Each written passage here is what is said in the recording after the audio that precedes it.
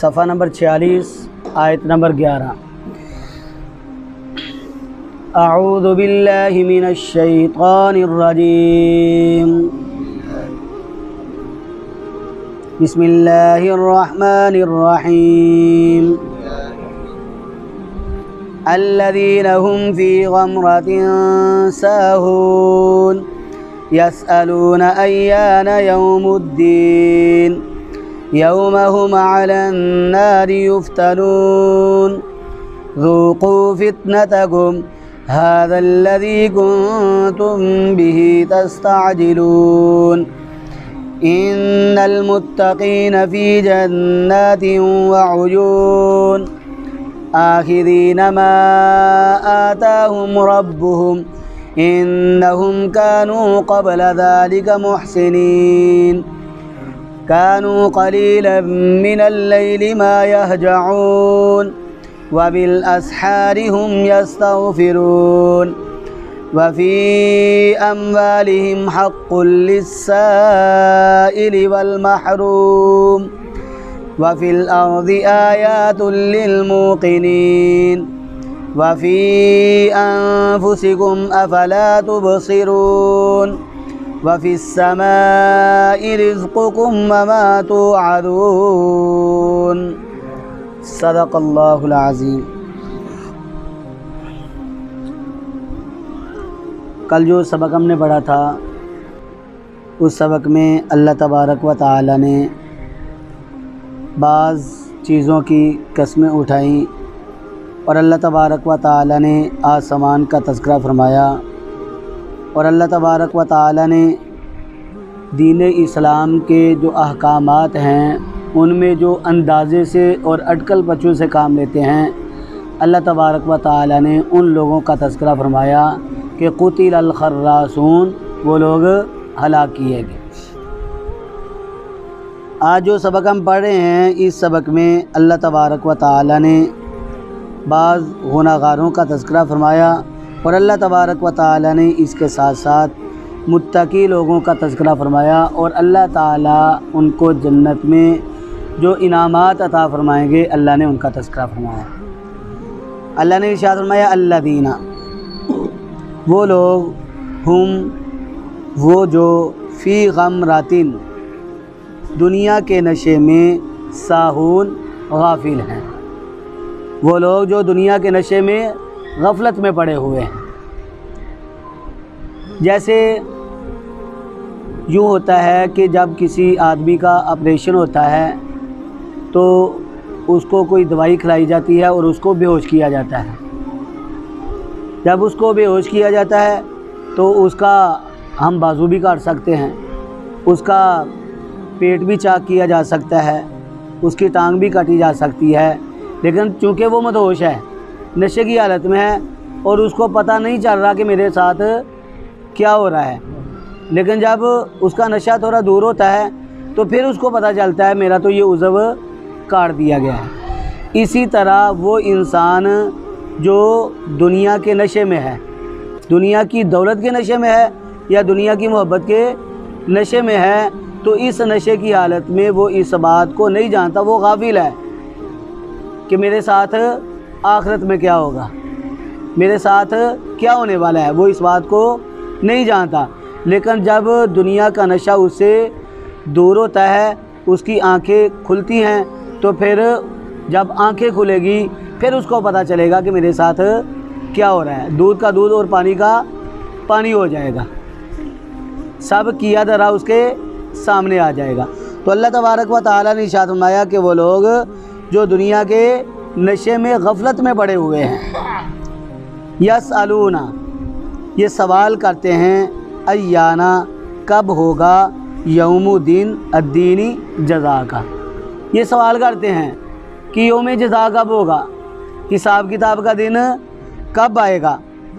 اللہ تبارک و تعالی نے ارشاد فرمایا وہ تو آ کر رہے گا، اور وہ کب آئے گا، یوم، وہ دن ہوگا، ہم، وہ، علی النار، آگ کے کنارے پر، یفتنون، آزمائے جائیں گے۔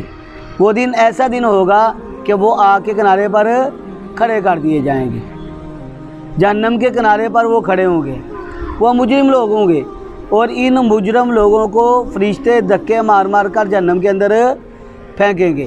اللہ تبارک و تعالیٰ کی طرف سے کیا حکم ہوگا؟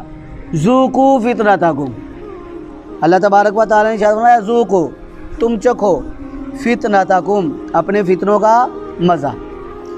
اب تم اپنے فتنوں کا مزہ چکھ لو۔ دیکھیں فتنہ بہت ہی بڑا گناہ ہے، فتنے کی بات کرنا یا فتنے کا کام کرنا بڑا سخت گناہ ہے، اور اللہ تبارک و تعالیٰ نے قرآن پاک کے اندر سورۃ البقرہ میں ارشاد فرمایا والفتنۃ اشد من القتل، فتنہ قتل سے بھی زیادہ سخت ہے۔ اور حضرت علامہ صحابی رحمۃ اللہ علیہ فرماتے ہیں کہ فتنے سے مراد یہاں پر کیا ہے؟ شرک، اور شرک جو ہے وہ سب سے بڑا فتنہ ہے۔ اور بعض مفسرین یہ کہتے ہیں کہ اس فتنے سے مراد عام فتنے بھی ہو سکتے ہیں۔ حدیث میں آتا ہے آقا علیہ الصلوۃ والسلام نے ارشاد فرمایا الفتنۃ نائمۃ لعن اللہ من ایقظھا، فتنہ سویا ہوتا ہے، اللہ تعالیٰ نے لعنت فرمائی ہے اس شخص پر جو فتنے کو جگاتا ہے۔ یعنی فتنہ بہت ہی برا عمل ہے، فتنے کا کام کرنا یا فتنے میں پڑ جانا بڑا ہی سخت گناہ ہے، اللہ تبارک و تعالیٰ نے اس سے ہمیں روکا ہے، منع فرمایا ہے۔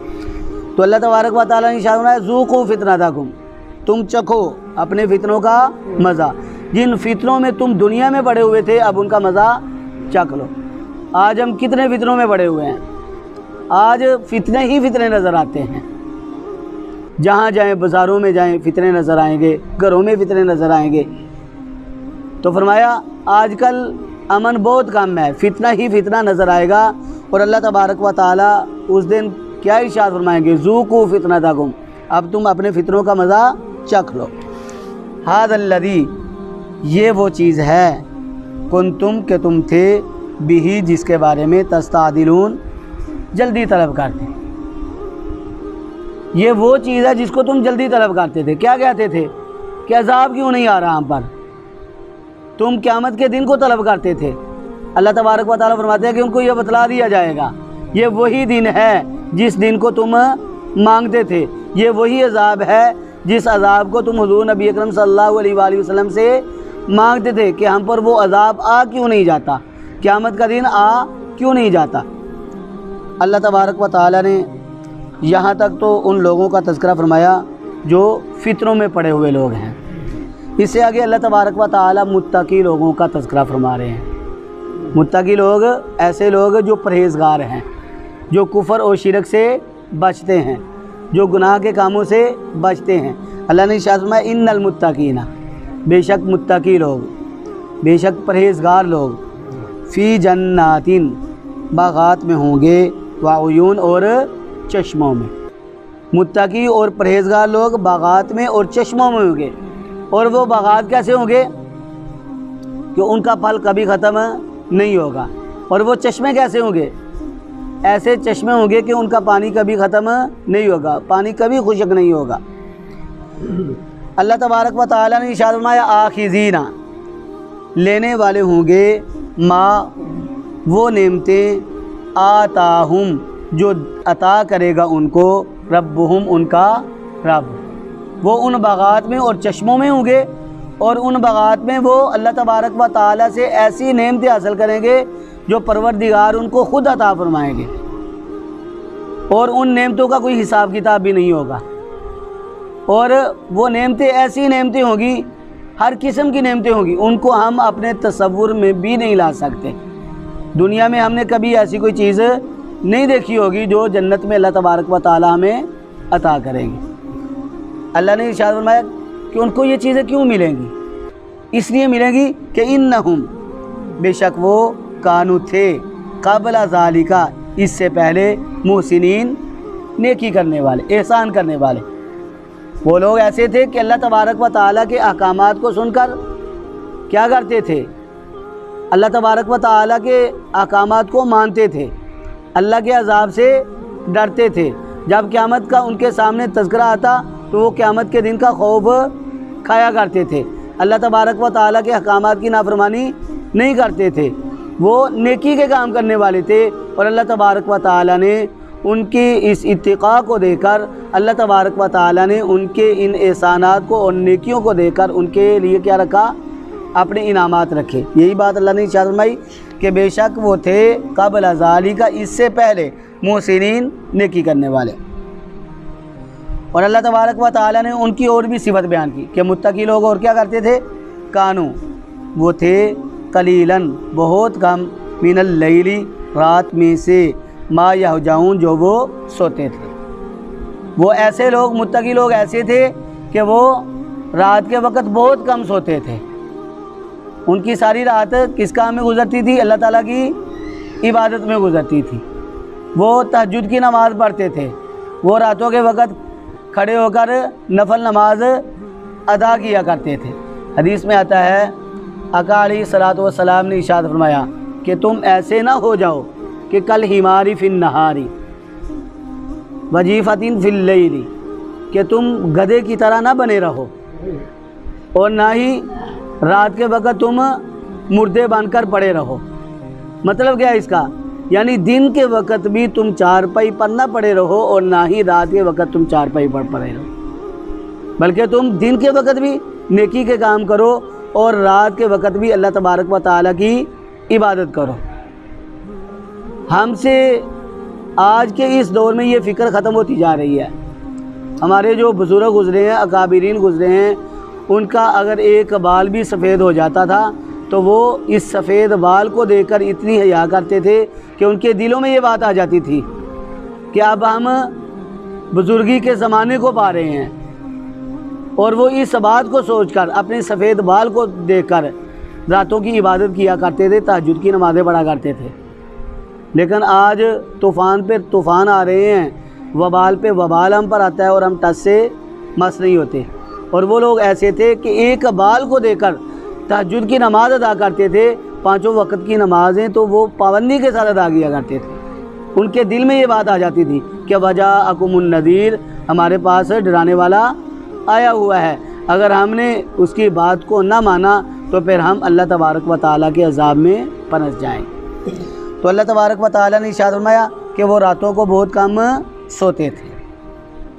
وبالاسحار، اور ساری کے وقت، ہم، وہ، یستغفرون، بخشش طلب کرتے تھے، اللہ تعالیٰ سے اپنے گناہوں کی معافی مانگتے تھے۔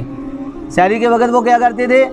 اللہ تبارک و تعالیٰ کی بارگاہ میں جھک جایا کرتے تھے اور رو رو کر اللہ سے مانگا کرتے تھے۔ حدیث میں آتا ہے آقا علیہ الصلوۃ والسلام نے ارشاد فرمایا کہ یہ وقت ایسا وقت ہے کہ اللہ تبارک و تعالیٰ وہ آسمان زمین پر متوجہ ہوتے ہیں، اور اللہ تبارک و تعالیٰ آسمان دنیا پر تشریف فرما ہو کر اس بات کا اعلان اس وقت کرتے ہیں کہ حل من مستغفر فاغفر لہ، کیا ہے کوئی مجھ سے بخشش طلب کرنے والا، میں اس کو معاف کر دوں۔ حل من مسترزق فارزق لہ، کیا ہے مجھ سے کوئی رزق طلب کرنے والا، میں اس کو رزق عطا کر دوں۔ ہے کوئی مجھ سے حاجت طلب کرنے والا، میں اس کی حاجتوں کو پورا کر دوں۔ تو وہ وقت جو ہے سحری کا وقت، یہ قبولیت کا وقت ہوتا ہے، جو لوگ تہجد کی نماز ادا کرتے ہیں اور اس وقت اللہ تبارک و تعالیٰ کی بارگاہ میں جھک کر اپنی آنکھوں سے ندامت کے آنسو بہاتے ہیں۔ اللہ تبارک و تعالیٰ ان کی دعاؤں کو ضرور قبول کرتے ہیں، اور اللہ تبارک و تعالیٰ ان کو معاف بھی فرماتے ہیں۔ یہاں تک تو اللہ تبارک و تعالیٰ نے ان لوگوں کا تذکرہ فرمایا جو کامیاب ہونے والے ہیں، اور آگے اللہ تبارک و تعالیٰ ان کے کاموں کو بیان کرتے ہیں کہ ان کے اور بھی حق ہیں، اور وہ حق کیا ہیں۔ فرمایا وفی اموالہم، اور ان کے مالوں میں حق ہے، للسائلی، سائل کے لیے، والمحروم، اور محروم کے لیے، مانگنے والے کے لیے بھی حق ہے اور محروم کے لیے بھی حق ہے۔ اب متقیوں کا جو مال ہے، ان کے مال میں سائل کا حق بھی ہے اور محروم کا حق بھی ہے۔ سائل کسے کہتے ہیں؟ سائل کہتے ہیں جو ضرورت مند ہو، لیکن وہ اپنی ضرورت لوگوں کے سامنے پیش کرے کہ میں ضرورت مند ہوں، میری مدد کرو، یعنی ضرورت مند ہے اور مانگتا ہے، لوگوں کے پاس جاتا ہے، جا کر کہتا ہے کہ میری مدد کرو۔ اور محروم کسے کہتے ہیں؟ محروم اس کو کہتے ہیں جو حاجت مند ہو، ضرورت مند ہو، لیکن خوددار ہو، باضمیر ہو، کسی کے سامنے ہاتھ نہ پھیلاتا ہو۔ سائل مانگنے والا، لوگوں کے پاس جانے والا، اور محروم کہ اس کو حاجت تو ہے لیکن باضمیر ہے، خوددار ہے، لوگوں کے سامنے ہاتھ نہیں پھیلاتا ہے۔ اب ہماری شریعت کیا کہتی ہے کہ تمہارے عزیز و اقارب، تمہارے رشتہ دار، تمہارے محلے والے، تمہارے دوست و احباب، تم ان کو دیکھو، ان میں جو ضرورت مند ہے بغیر مانگے اس کی مدد کرو۔ یہ نہ دیکھو کہ وہ میرے پاس آئے گا، مجھ سے مدد طلب کرے گا، سائل بن کر آئے گا تو پھر ہی میں اس کی مدد کروں گا۔ فرمایا تم اس کے حالات سے واقف ہو، جب تم اس کے حالات سے واقف ہو تو تم خود چل کر اس کے پاس جاؤ اور اس کی مدد کرو۔ اور یہ ڈنڈورا پیٹنے کی بھی ضرورت نہیں ہے کہ یہ میں تیرے پاس عشر کا مال لے کر آیا ہوں یا زکوٰۃ کا مال لے کر آیا ہوں، بلکہ افضل اور بہتر بات کیا ہے کہ تم جب اس کو کوئی چیز دیتے ہو، اگرچہ تمہاری نیت ہے زکوٰۃ دینے کی یا صدقات دینے کی یا خیرات دینے کی، لیکن تم اسے یہ بات نہ کہو کہ میں تجھے زکوٰۃ دے رہا ہوں، بلکہ کیا کہو، اگر عید کے دن ہے تو کہنا ہے یہ تمہاری عید ہی ہے، کیونکہ ہماری نیتوں کو تو اللہ تعالیٰ جانتے ہیں کہ ہم اس کو کیا دے رہے ہیں۔ کیونکہ بعض لوگ ایسے ہوتے ہیں جن کے سامنے زکوٰۃ، عشر یا صدقات کا ذکر کیا جائے، ان کا نام لیا جائے تو وہ لینے سے کیا کرتے ہیں، گھبراتے ہیں۔ اس لیے ہمیں ان کو یہ کہنے کی کوئی ضرورت نہیں ہے، نیت ہم کر لیں۔ جی، ہماری نیتوں کو ہمارا پروردگار جانتا ہے، ہم نے نیت کی ہے، ارادہ کیا ہے زکوٰۃ دینے کا، فطرانہ دینے کا، لیکن جب ہم ان کو دیں گے تو ہم یہ کہہ کر دیں گے کہ یہ تمہاری عیدی ہے یا تمہاری ہم مدد کر رہے ہیں، یہ تمہاری مدد ہے۔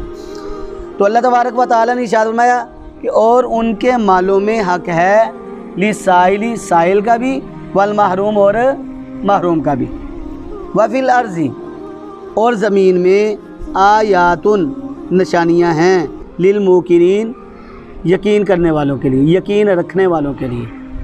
اور زمین میں اللہ تبارک و تعالیٰ کی بے شمار نشانیاں ہیں، اللہ کی قدرت کی نشانیاں ہیں۔ ہم زمین پر بیٹھے ہیں، کتنی وسیع ہے زمین پر، یہ میدان ہیں، شجر ہیں، حجر ہیں، بڑے بڑے پہاڑ ہیں، چٹانیں ہیں، دریا ہیں، نہریں ہیں، یہ کیا ہیں؟ یہ اللہ تبارک و تعالیٰ کی قدرت کی نشانیاں ہیں جو ہمیں نظر آ رہی ہیں زمین پر۔ فرمایا للموقنین، یہ نشانیاں کن کے لیے ہیں؟ اللہ کی قدرت کی نشانیاں بھی ہیں اور اللہ کی وحدانیت کے دلائل بھی ہیں، لیکن کن لوگوں کے لیے؟ للموقنین، جو اللہ تبارک و تعالیٰ کی ذات پر یقین رکھنے والے ہیں۔ فرمایا وفی انفسکم، اور تمہاری جانوں میں، یعنی یہ نشانیاں ہیں اللہ کی قدرت کی، دور جانے کی ضرورت نہیں ہے، انسان اپنی ذات کی طرف دیکھ لے۔ اللہ تبارک و تعالیٰ نے ارشاد فرمایا انسان تو اپنی ذات کی طرف دیکھ، سب سے بڑی نشانی تیری اپنی ذات ہے کہ تو کیا تھا اور تجھے اللہ نے کیا بنا دیا۔ تو پانی کا ایک ناپاک قطرہ تھا کہ آدمی کے جسم سے وہ بہے تو وہ آدمی ناپاک ہو جائے، اس کو غسل کرنا پڑ جاتا ہے، لیکن اللہ تبارک و تعالیٰ نے اس مائع مہین یعنی ذلیل پانی سے اتنا بڑا انسان بنا دیا۔ اللہ تبارک و تعالیٰ ارشاد فرماتے وفی انفسکم، اور تمہاری جانوں میں، یعنی اللہ تبارک و تعالیٰ کی قدرت کی نشانیاں تمہاری اپنی جانوں میں بھی ہیں کہ تم پانی کے ایک حقیر قطرے سے بنے ہو، تمہیں اللہ تعالیٰ نے وجود عطا کیا ہے، اور پھر تم بچپن سے جوانی کی عمر میں آتے ہو، جوانی سے بڑھاپے کی عمر کے پہنچتے ہو۔ اللہ تبارک و تعالیٰ نے اتنی خوبصورت شکلیں عطا کی ہیں، اور اللہ تبارک و تعالیٰ نے مضبوط قسم کے اعضاء تمہارے جسم میں بنا دیے ہیں۔ تمہارا اپنا وجود اور تمہارے وجود میں تمہارے اعضاء، یہ اللہ تبارک و تعالیٰ کی قدرت کی بہت بڑی نشانی ہیں۔ اللہ نے ارشاد فرمایا افلا تبصرون، کیا بھلا تم دیکھتے نہیں ہو، تم اپنی ذات پر توجہ نہیں دیتے کہ تم کیا تھے اور کیا بن گئے۔ اللہ نے ارشاد فرمایا وفی السماء، اور آسمان میں رزقکم، تمہارا رزق ہے، وما، اور وہ چیز بھی ہے توعدون، جس کا تم سے وعدہ کیا جاتا ہے۔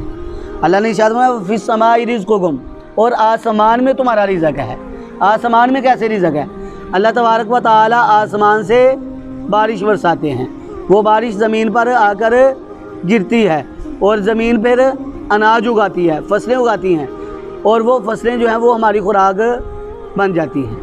اور اللہ نے ارشاد فرمایا وما توعدون، اور وہ چیز جس کا تم سے وعدہ کیا جاتا ہے وہ کون سی چیز ہے؟ ایک تو رزق ہے، اور دوسری اللہ تبارک و تعالیٰ کا ہر حکم کہاں سے آتا ہے؟ آسمان سے۔ تمہارے رزق کا مرکز بھی آسمان ہے، اور اللہ تبارک و تعالیٰ کے جتنے بھی فیصلے آتے ہیں وہ آسمان کی طرف سے ہی آتے ہیں۔ تو اللہ تبارک و تعالیٰ نے اس سبق میں اپنی قدرت کے دلائل کو بیان کیا ہے۔